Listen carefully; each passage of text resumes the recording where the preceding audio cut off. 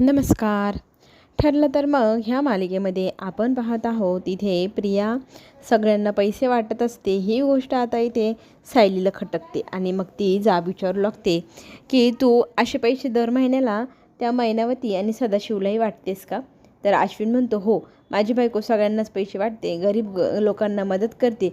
ही गोष्ट तिने मला सांगितली आणि त्या गोष्टीला मी मान्यता दिली म्हणून ती सगळं करते. आणि इथे ती लगेच चांगला वागण्याचा प्रयत्न करून दाखवू लागते. इथे ती म्हणू लागते, गोरगरिबांना मदत करते. मी ही गोष्ट कुणालाही सांगितली नाही, अगदी अश्विनलाही नाही.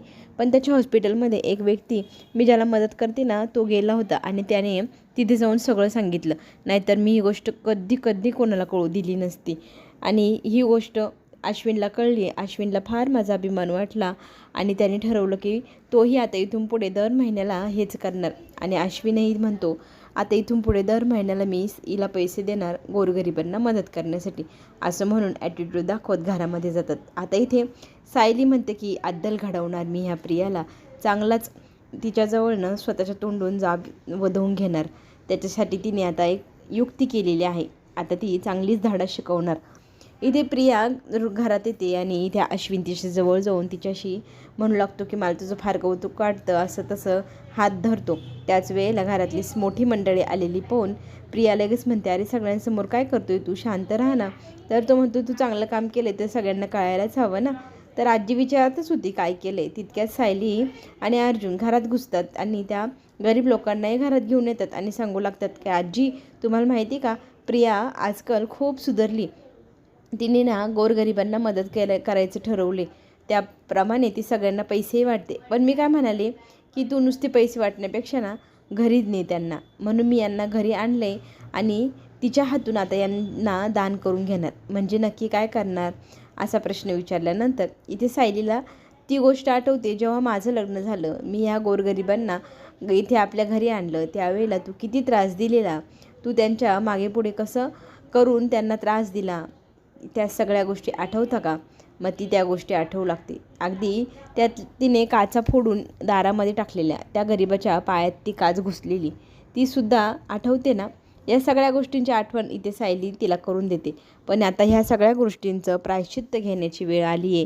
तू आता सुधारली आहेस तर तू सगळ्या गोष्टींचं प्रायश्चित्त घे. म्हणजे नक्की काय करायचं असं विचारल्यावरती इथे ना ती सांगू लागते, तू ह्या सगळ्या लोकांना अन्नदान कर. आणि आजी नेहमी म्हणते, अन्नदान सगळ्यात सर्वात श्रेष्ठ असं दान.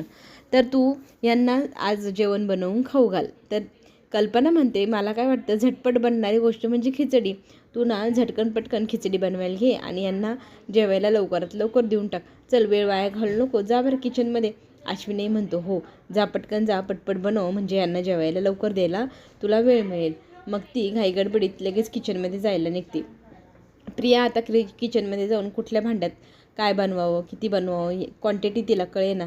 तर विमल तिला मदत करू लागते. तिला सगळ्या गोष्टी हाताशी काढून देऊ लागते. ताई, तुम्ही हे घ्या, ते घ्या, हे काढा, ते काढा.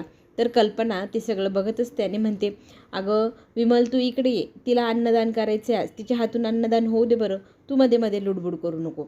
खरं तर तिला चांगली अद्दल घडवायची, त्याच्यामुळे विमललाही तिला मदत करायचं नाही असं इथे सायली, कल्पना आणि अर्जुनने सांगितलेलं असतं. तर ती आता त्यांना सामील झाली. इथे प्रियाची मात्र फजिती झाली. तिला कसं बनवावं, काय करावं ते सुचेना. आता घाईगडबडीत कसं मसा कांदा कापू लागते, टोमॅटो कापू लागते, तांदूळ किती घ्यावं, डाळ किती घ्यावी हेही तिला सुचेना. कसं बसं तिने ते सगळं चिरचार करून त्या भाताला एकदाची फोडणी दिली. आता ही सगळी गंमत घरातले सगळेजण पाहत असतात आणि प्रियाला चांगलीच अद्दल सायलीने घडवण्याचं ठरवलं आहे. त्या सगळ्या गोष्टीत सगळेजण सामील होतात. इकडे मात्र आता आपल्याला हे दिसेल की प्रतिमा फार इमोशनल झालेली असते. तन्वीच्या लहानपणीच्या सगळ्या गोष्टी फोटो काढून बसलेले असते. तिथे सुमनने त्याने म्हणते की तुम्ही ह्या सगळ्या गोष्टी का काढून बसलाय. तर ना इथे सांगू लागते प्रतिमा, आपल्याला ना आपल्या व्यक्तींची कशी ओढ असते तशी मला ह्या तन्वीबद्दल का वाटत नाही. लहानपणीचा फोटो पाहिला का माझ्या मनात माया येते, पण आत्ताची जी तन्वी, तिला पाहिल्यावरती मला काहीच का वाटत नाही. जिथं नातं असतं तिथे ओढ असते ना, यात का ओढ नाही आहे. तर ती इथे सुमन म्हणू लागते, हो ना, बघा ना, तुमची मुलगी तुमच्यावर अजिबात प्रेम करत नाही. अगदी तुम्हाला रक्ताची गरज होती त्यावेळेलाही तिने रक्त देण्याची टाळाटाळ केली. अशी कधी मुलगी असते का? तर ती म्हणते, जाऊ दे, तिला ना नात्याची ओढ नाही आणि माणसाचीही नाही. तर इथे लगेचच एका क्षणासाठी शून्यामध्ये सुमन हरवून जाते आणि तिला नागराजची आठवण येते. तर ती डोळ्यात पाणी येतं आणि मी हळूच ती म्हणते की मी मंदिरात जाऊन येते. प्रतिमा म्हणते मी तुझ्यासोबत येते. तर इथे लगेच म्हणते नाही मला आज एकटीला जायचं आहे. खरं तर इथे तिने नागराजला भेटण्याचा निर्णय घेतलेला आहे, तो कुणालाही ती सांगत नाही. पुढे आपल्याला हेही पाहायला मिळेल खिचडी भात तयार तर झाला आहे, आता तो वाढायचा कसा. तर इथे आजी ना लगेचच तन्वीला सांगू लागते की तन्वी बाळा, अगोदर जेवायला देण्याआधी ना तू त्यांचे पाय स्वच्छ धु, त्यांना हळदी कुंकू व्हा आणि त्यांना नमस्कार कर. म्हणजे कसं एकदम व्यवस्थित आपलं सगळा कार्यक्रम होईल, हो की नाही. आणि तुझ्या मनासारखं सगळं तुला पुण्यही मिळेल. आता इथे पाय धुवायची त्या लोकांची, त्यांच्या पायाला स्पर्श करून ते पुसायचे, त्यांना हळदी कुंकू व्हायचं. इतकं अवघड काम आता इथे तन्वीला करावं वाटत नसतं. ती जीवावर आल्यासारखं कसं मसं ते करू लागते. लांबूनच हातपाय त्यांचे पायांनी टाकून धुवू लागते आणि त्यातच कल्पना आणखी जास्त युक्त्या देऊ लागते आजीला की तू हे स्वतःच्या हाताने आता यांना वाढ, कोणीही वाढणार नाही न विमल. तर इथे आजी लगेचच हाक मारून तन्वीला सांगू लागते बाळा, तू तुझ्या हाताने यांना सगळं वाढ, यांना पोटभर अन्न दे. तर आता सगळ्यांसमोर तोंड देखल्यापणाने तिने चांगलं वागायचा निर्णय घेतला आहे आणि मग ती सगळ्यांना जेवायला वाढू लागते. तिला वाढताना फार जीवावर येत असतं आणि तरीही फेकून फेकून कसं तरी त्यांना वाढत असते. ही सगळी गंमत घरातली मंडळी पाहत असतात, गालातली गालात हसत असतात. खरं तर हे सगळं आपल्या तन्वीबद्दल विचार करून करून सायलीच्या मनात कितीतरी प्रश्न निर्माण झाले की काय प्रकार आहे हा, ही सदाशिवाने महिन्याला पैसे का देते. या सगळ्या गोष्टींच्या खोलाशी आता लवकरात लवकर सायलीला पोचायचे. तर सायली ह्याविषयी अर्जुनसोबत बोलण्याचा प्रयत्न करण्यासाठी जाऊ लागते. खरं तर अर्जुनही त्याच गोष्टीच्या विचारात असतो. खरंच काहीतरी कनेक्शन असेल का यांचं, पण नक्की काय, तर त्याचा विचार करायला हवा आहे. असं विचार बोलत असतानाच तितक्यात अर्जुनला चैतन्याचा मेसेज येतो आणि तो साक्षीबद्दल असतो, त्याच्यामुळे त्याला लपाछपी करायला जमत नसते. आणि इथे सायली आता त्याच्यावर चिडते, मी इथे प्रियाचा इतका महत्त्वाचा विषय बोलते तर तुम्ही फोनमध्ये काय पाहताय. तर त्याच्या हातातून सायली फोन खेचून घेते आणि बघू तुम्ही काय बघताय म्हणत ती मोबाईल चेक करणार. तितक्यातच मोबाईलमधलं ते दृश्य पाहिलं तिला शॉक बसतो. आणि खरं तर हा शॉक म्हणजे शॉक नसतो, कारण त्या मोबाईलची बॅटरी लो झाल्यामुळे तो स्विच ऑफ झालेला असतो. इथे अर्जुनच्या जीवात जीव येतो, बरं झालं तिच्या हातात मोबाईल गेल्यावर स्विच ऑफ झाला. ज्या दिवशी तिला कळेल ना साक्षी जिवंत आहे मी लपवले तर माझी काय हालत करून ठेवेल, हा विचार त्याच्या मनात सारखा येत असतो.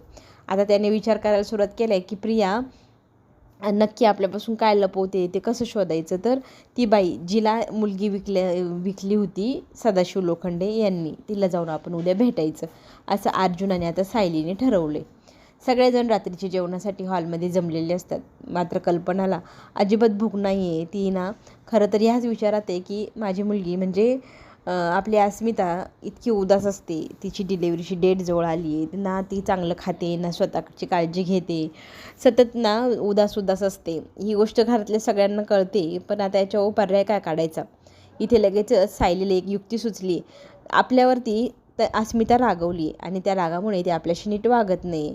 तर आपण काय करायचं की आपण सचिनसोबत पूर्वीसारखं चांगलं वागायचं, तोंड देखल्या का होईना त्याच्याशी नीट बोलायचं. आणि हे सगळं पाहिलं की अस्मिताला बरं वाटेल की घरातल्या सगळ्यांनी त्याला ॲक्सेप्ट केले आणि त्याच्यानंतर तिला त्यांच्या चुका दिसतील. आता आपल्या रागाच्या भारामध्ये ती त्यांच्या चुका पाहत नाही आणि तिला त्या चुका रिअलाईज झाल्या की मग तिला कळेल आपण काय सांगण्याचा प्रयत्न करत होतो. तोपर्यंत आपण आता अस्मिताशी आणि तिच्या नवऱ्याशी खूप गोड वागायचं.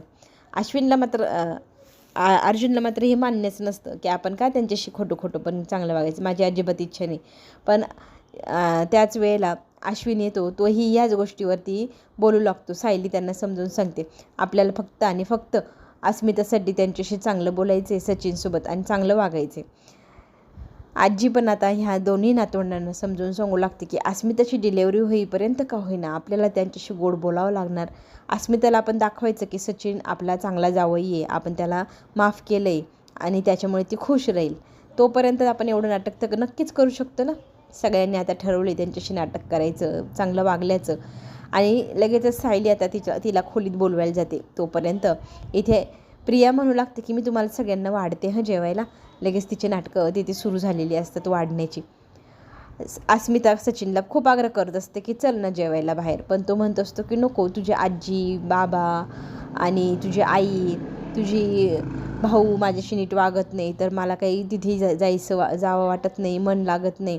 मी फक्त आणि फक्त तुझ्यासाठी या घरात राहतो आहे, नाहीतर मी कधीच हे घर सोडून माझ्या घरी नसतो गेलो का. मला फक्त तुझी डिलेवरी होईपर्यंत तुझ्यासोबत राहायचं आहे. इतका चांगला माझा नवरा आहे असं अस्मिताला वाटत असतं. पण तिनं प्रयत्न करत असते की आपण एक पाऊल पुढे जायला हवं आणि त्यांचं मन जिंकायचा प्रयत्न करायला हवा. पण सचिन या सगळ्या गोष्टीला विरोध करत असतो. त्याच वेळेला तिथे आपली सायली जाते आणि म्हणू लागते की अस्मिताताई, तुमच्या जेवणासाठी सगळेजण खाली वाट पाहत आहे, चला ना. माझी आणि सचिनची जेवणासाठी सगळेजण वाट पाहत आहे. अस्मिताला हे ऐकून धक्का बसतो. तरी ते सायली म्हणू लागते की सगळेजण एक पाऊल पुढे यायला तयार आहे. आता तुम्हीही एक पाऊल पुढे या आणि पूर्वीसारखं आपलं नातं कसं घट्ट आणि चांगलं होईल, हो की नाही, आपण प्रयत्न करायला हवा. असं म्हणत अस्मिता आता सचिनला खाली जेवायला आग्रहाने घेऊन जाते. पुढील भागामध्ये आपल्याला पाहायला मिळणार आहे की अर्जुन आणि सायली मैनावती आणि सदाशिवने ज्या बाईकडे विकलं होतं तिच्याकडे गेलेले असतात. तिला जाब विचारत असतात आणि ती म्हणू लागते की माझ्यावर विश्वास ठेवा, त्यांना खरंच 5वी मुलगी होती, ती मुलगी त्यांनी मला विकली, पण आता पुरावा काय, हा प्रश्न विचारला. त्या बाईला आठवलं त्या मुलींच्या शाळेचं नाव, ज्या शाळेमध्ये त्या 5 मुली शिकवत होत्या ना, त्या 5ही मुलींची शाळेमध्ये रेकॉर्ड नक्की असतील. तुम्ही तिथे जाऊन चेक करा आणि त्या रेकॉर्डला 5व्या मुलीचं म्हणजे बबली सदाशिव लोखंडे ह्या मुलीचंही तुम्हाला नावगाव दिसेल. मी खोटं नाही बोलते असं स्पष्ट ती बाई त्यांना सांगू लागते. तिच्यावर विश्वास ठेवून त्यांनी सांगितलेल्या शाळेच्या ठिकाणी जातात. तिथे जाऊन रेकॉर्ड चेक करतात. त्या रेकॉर्ड्सवरती इथे बबली सदाशिव लोखंडे सापडली, म्हणजे ही 5वी मुलगी बबली दुसरी तिसरी कोणी नसून ती प्रियाच आहे हे स्पष्ट झालं. चला तर मग पुढे येणारं ट्विस्ट पाहण्यासाठी चॅनलला लाईक करा, सबस्क्राईब करायला विसरू नका. पुढे येणारे नवनवीन व्हिडिओ तुमच्यापर्यंत लवकर पोहोचेल. आपण पुन्हा भेटूया. धन्यवाद.